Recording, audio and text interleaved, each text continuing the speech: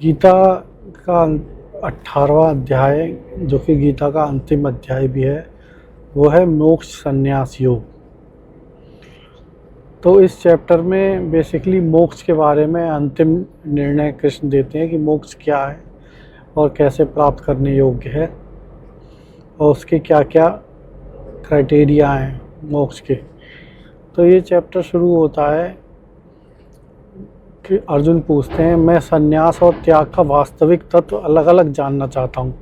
संन्यास क्या है और त्याग क्या है, ये अलग अलग जानना चाहता हूँ। फिर श्री कृष्ण बोलते हैं कि ज्ञानी वो अलग अलग लोगों की जो उस समय पे चल रही थी एक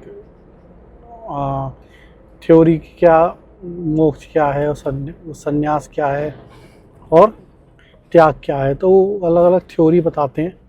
फिर उसके बाद अपना विचार देंगे। तो वो इसी चैप्टर में बेसिकली सबसे लेंथी चैप्टर भी है, सबसे लंबा चैप्टर भी है गीता का, जिसमें वो डिटेल में बताते हैं कि क्या कौन कौन से गुण और कौन कौन से अलग अलग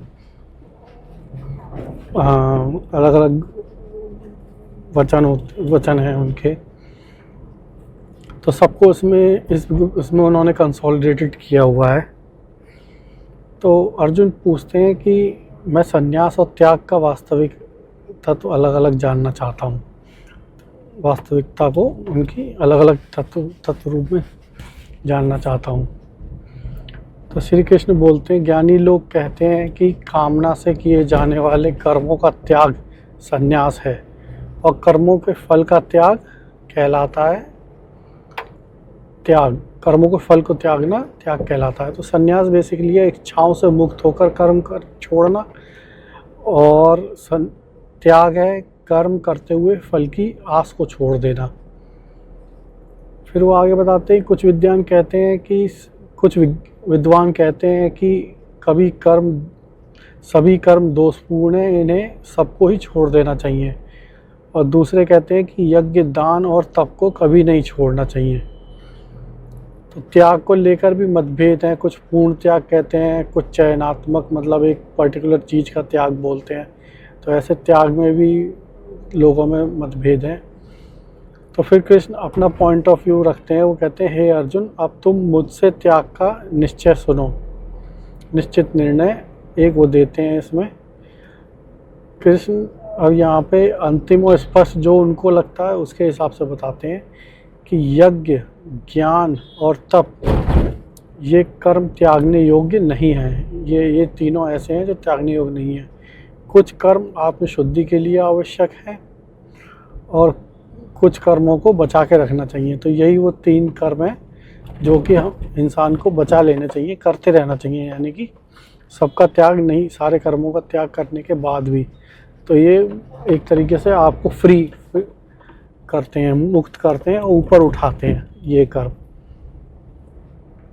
लेकिन वही कृष्ण जो बार बार कहते हैं, वो एक बार फिर दोहराते हैं कि इन्हें भी आसक्ति और फल की इच्छा छोड़ के करना चाहिए। यही उनका अल्टीमेट जो कि उन्होंने बोला, मेरा इस बारे में निर्णय है।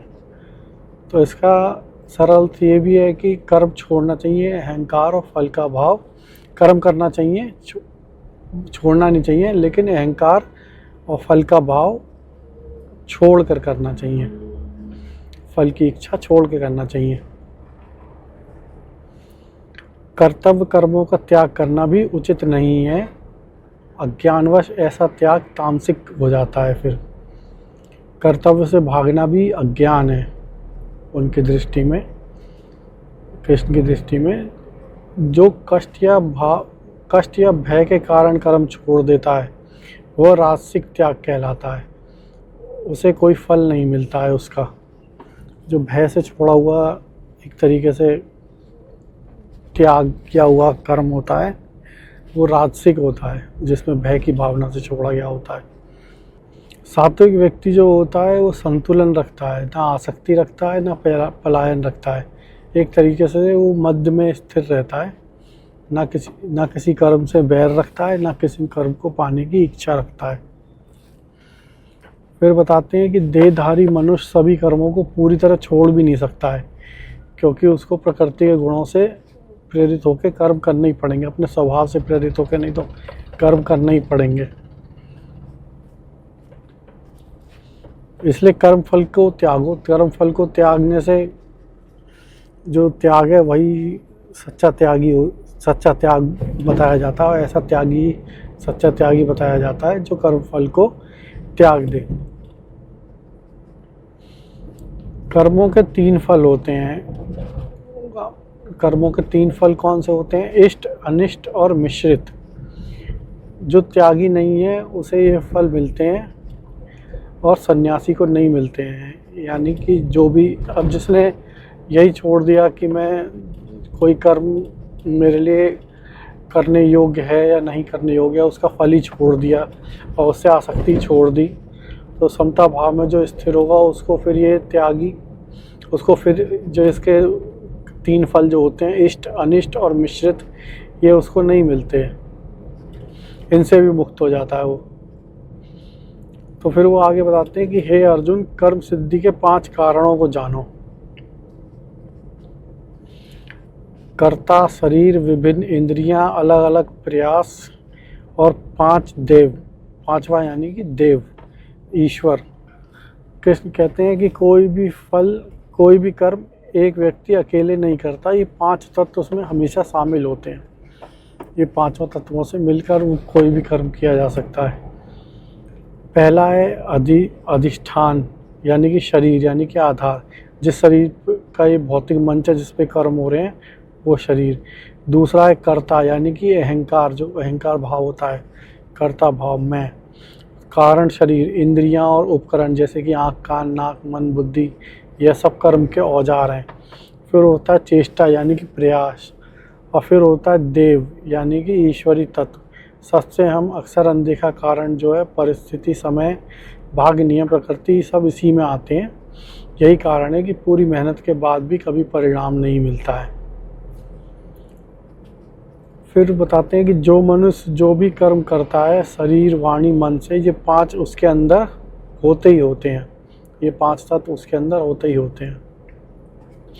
जो व्यक्ति केवल आत्मा को कर्ता मानता है वह अज्ञानी है और सत्य को नहीं देखता, क्योंकि आत्मा जो है वो अकर्ता है और इन सब से अलग है, जिसमें अहंकार नहीं है और बुद्धि लिप्त नहीं है। वो मरकर भी वास्तव में नहीं मरता है और बनता नहीं है इन सब में। ज्ञान, ज्ञेय और ज्ञाता, ये कर्म के 3 प्रेरक हैं। ज्ञान, ज्ञेय और ज्ञाता। और इंद्रियां, कर्म और कर्ता, ये कर्म के 3 आधार हैं। ज्ञान, कर्म और कर्ता, ये तीनों गुणों के अनुसार 3 प्रकार के होते हैं। और फिर इन तीनों के बारे में बताते हैं कि जो एक अविनाशी को सब में देखता है सामान्य रूप से, वह सात्विक ज्ञान है, जिस ज्ञान की दृष्टि से। और फिर राजसिक ज्ञान के बारे में बताते हैं, जो अलग अलग शरीरों में अलग अलग आत्मा मानता है, वो राजसिक ज्ञान है, यानी सबको अलग अलग रूपों में देखता है। और फिर जो एक छोटे से प्रभाव को भी सब कुछ मान लेता है, वह तामसिक ज्ञान है, यानी जो छोटे छोटे जो प्रभाव को अल्टीमेट रिजल्ट मान लेता है, वो तामसिक ज्ञान है। फिर कर्म के बारे में बताते हैं कि सात्विक कर्म वो है जो कर्म कर्तव्य समझकर आसक्ति और फल की इच्छा के बिना किया जाए। फिर राजसिक कर्म बताते हैं कि जो कर्म फल की इच्छा, अहंकार और कष्ट के साथ किया जाए, वह राजसिक कर्म है। और फिर तामसिक कर्म के बारे में बताते हैं कि जो कर्म बिना परिणाम सोचे, हानि की परवाह किए बिना किया जाए, यानी कि जिसमें कोई दूरदृष्टि ना हो, जिसमें विवेक ना हो, वो तामसिक कर्म है। अब कर्ता के विभाग बताते हैं तीनों कि 3 प्रकार के कर्ता कैसे होते हैं। सात्विक कर्ता जो कर्ता आसक्ति रहित, अहंकार रहित, स्थिर और धैर्यवान है, वह सात्विक कर्ता होता है। और राजसिक कर्ता जो फल, लालच, हिंसक, अशुद्ध और दुख देने वाला होता है, वो राजसिक है। फिर तामसिक कर्ता कैसा होता है? जो आलसी, प्रमादी, हठी और निराशावादी है, वह तामसिक है। अब कृष्ण बुद्धि और धैर्य के बारे में बताते हैं। धैर्य को यहाँ पे कृष्ण धृति कहते हैं। तो कृष्ण बुद्धि और धृति के बारे में बताते हैं। जो सही गलत कर्तव्य अकर्तव्य को पहचानती है वो सात्विक बुद्धि है, और जो भ्रमित है वो राजसिक बुद्धि है, और जो धर्म को उल्टा समझती है वो तामसिक बुद्धि है। तो इस तरीके से वो बुद्धि के बारे में बताते हैं। फिर यहाँ पे वो उसको डिटेल में बताते हैं कि जो योग से मन और प्राण को नियंत्रित रखे वह सात्विक धृति है, यानी कि सात्विक धैर्य है, जो योग से मन और प्राण और इंद्रियों को नियंत्रित रखते हैं। और जो फल आसक्ति से टिके रहते हैं वह राजसिक हैं। नींद, भय, आलस में जमे रहते हैं वह तामसिक हैं। इस तरह से वो तीनों के बारे में बताते हैं। अब कृष्ण सुख के प्रकार बताते हैं कि सुख भी जो होता है वो कितने प्रकार का होता है। वो तीन वही जो सब के बारे में बताया है उनके बारे में वही इसके बारे में भी बताते हैं कि सात्विक सुख क्या होता है, जो प्रारंभ में कष्ट दे और अंत में अमृत समान हो वह सात्विक सुख है। फिर राजसिक सुख जो इंद्रियों के संपर्क से मिले और अंत में दुख दे वह राजसिक सुख है, यानी कि शुरू में तो उसमें बहुत अच्छा लगता है और बाद में वही दुख देता है, तो उसे राजसिक सुख बताते हैं। और तामसिक जो होता है सुख वो आलस से, निद्रा और प्रमाद से उत्पन्न होता है। तो इस तरह का सुख जो होता है वो तामसिक सुख बताते हैं। अब कृष्ण आगे स्वधर्म और कर्मयोग की व्याख्या करते हैं कि स्वधर्म और कर्मयोग है क्या। जो तीनों गुणों से मुक्त होकर, इन तीनों गुणों से तो मुक्त होकर कोई देहधारी जीव रह नहीं सकता। तो वो बताते हैं कि ब्राह्मण, क्षत्रिय, वैश्य और शूद्र इनके कर्म स्वभाव से ही निर्धारित हैं। तो इनका जैसा जिसका स्वभाव होता है वैसा उसका वर्ण होता है। तो यहाँ पे कृष्ण ये बताना चाह रहे हैं कि उन्होंने इन सारे वर्णों को लोगों के कर्म और उनके स्वभाव पे ही बांटा है। तो वो कहते हैं कि अपने स्वभाव का पालन करने से ही मनुष्य को सिद्धि प्राप्त होती है। अपने स्वभाव को छोड़ देने से वो सिद्धि प्राप्त नहीं होती है। और वैसे भी जो स्वभाव है मनुष्य का उसमें रहकर ही उसको कर्म करना पड़ता है। प्रकृति उस अपने गुणों के अनुसार उसके स्वभाव से ही कर्म करवाती है। तो ये भी एक सिद्धांत है जो कृष्ण आगे बताएंगे कि ये संसार जो है वो बताते हैं कि जिससे संसार उत्पन्न हुआ है उस ईश्वर की पूजा अपने कर्म से करना ही सिद्धि है। यानी कि ईश्वर को हमेशा याद में रखना चाहिए अपनी, और ईश्वर को ही समर्पित होकर कर्म करना चाहिए, यही सिद्धि है। दूसरे के धर्म को अच्छे से अगर आप कर सकते हो, दूसरे के धर्म से जैसे कोई प्रभावित हो जाता है और वो उसके धर्म को अच्छे से करता है, मतलब उसमें प्रैक्टिस करके एक तरीके से एक्सेलेंस ले आता है, तो वो भी बेकार है, उससे भी सिद्धि प्राप्त नहीं होती है। अपने कर्म को अगर जो आपका कर्म है, आपका धर्म है, जैसे कि आप ब्राह्मण हैं तो आप अपना करें, और जो भी आपका वास्तविक स्वधर्म है उसमें अपना अधूरेपन से या फिर बेकार मतलब एक्सेलेंस नहीं है उसके अंदर भी आपके, फिर भी आपको वही कर्म करना चाहिए, ऐसा कृष्ण कहते हैं। तो वो यहाँ पे वही बता रहे हैं कि अपने स्वभाव से उत्पन्न धर्म को और कर्म को करना चाहिए।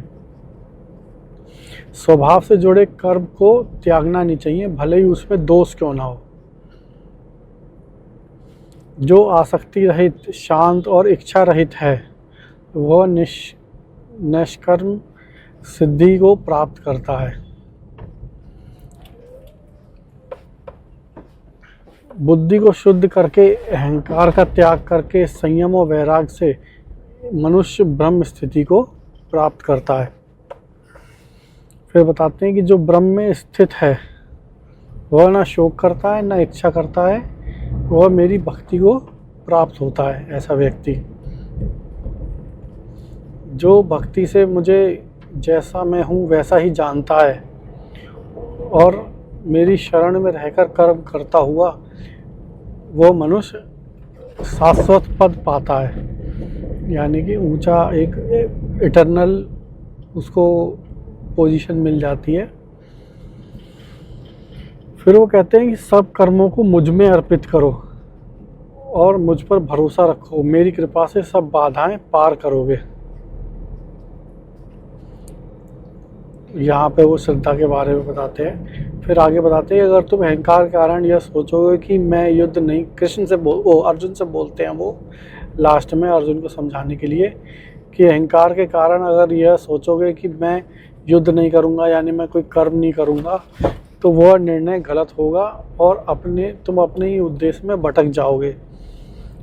तुम जो मोह अहंकार में पड़कर कर्म नहीं करना चाहते हो, तुम्हारा स्वभाव से उत्पन्न प्रकृति तुम्हें विवश कर देगी वो कर्म करने के लिए, क्योंकि तुम्हारा जो स्वभाव है, तुम क्षत्रिय हो। अर्जुन को वो समझाते हैं लास्ट में कि तुम क्षत्रिय हो और तुम अपने स्वभाव से ही विवश होकर कर्म करोगे, प्रकृति तुमसे करवा लेगी वो कर्म, क्योंकि तुम्हारा स्वभाव ही वैसा है। तो इसलिए वो कहते हैं किसी दूसरे के कर्म धर्म के उसके मत सोचो और अपना जो भी स्वभाव जनित एक धर्म है तुम्हारा उसका पालन करो और युद्ध करो। फिर वो आगे बताते हैं कि ईश्वर सबके हृदय में स्थित है और यंत्र की तरह घूमता रहता है। संपूर्ण भाव से उसी की शरण में जाओ, वहीं शांति और मोक्ष है। फिर वो आगे बोलते हैं कि यह गुण ज्ञान कह दिया गया और अब सोचो और जैसा चाहे वैसा करो। यहाँ पे अब गीता का एंड भी आता जा रहा है, तो कृष्ण अब यहाँ पे कंक्लूजन करते हैं कि ये सारा गुण ज्ञान मैंने तुम्हें बता दिया है, गुप्त ज्ञान, अब तुम जैसा तुम्हारा मन करे वैसा करो और इस ज्ञान को एक तरीके से लालटेन की तरह यूज़ करो, टॉर्च की तरह यूज़ करो और आगे बढ़ो। कृष्ण कहते हैं कि अब मेरा परम वचन सुनो। वो कंक्लूड कर रहे हैं यहाँ पे एक तरीके से। तो वो कहते हैं कि मन को मुझ में लगाओ, मेरी भक्ति करो, मुझे नमस्कार करो, इससे तुम मुझे प्राप्त होगे। तो यहाँ पे एक गीता का सबसे फेमस श्लोक है, वो भी कृष्ण बोलते हैं समझाने के लिए कि सर्वधर्मान् परित्यज्य मामेकं शरणं व्रज, यानी कि सब धर्मों को छोड़ के मेरी शरण में आओ, मैं तुम्हें सभी पापों से मुक्त कर दूंगा और शोक मत करो। यह ज्ञान अभक्त, अहंकारी और ऐसे लोगों को नहीं कहना चाहिए, तामसिक लोगों को। किसी को, ऐसे व्यक्ति को ये समझ में भी नहीं आएगा, कहने से कोई फ़ायदा भी नहीं है। तो और वो इसका उल्टा ही अर्थ निकालेंगे या फिर बहस में पड़ेंगे। तो ये गीता का ज्ञान जो सुनना चाहते हैं उनके लिए ही है, जो इस लेवल पे मैच्योर्ड हैं उनके लिए ही है। अगर किसी और को ये बताएंगे तो वो इसमें या तो अर्थ का कुछ और ही अर्थ निकाल लेगा अपने हिसाब से या इसकी निंदा करेगा। तो यहाँ पे ये कृष्ण कहते हैं कि यह ज्ञान अभक्त, अहंकारी ऐसे लोगों को नहीं कहना चाहिए। और फिर वो कहते हैं कि जो इसका प्रचार करेगा वह मुझे प्रिय होगा।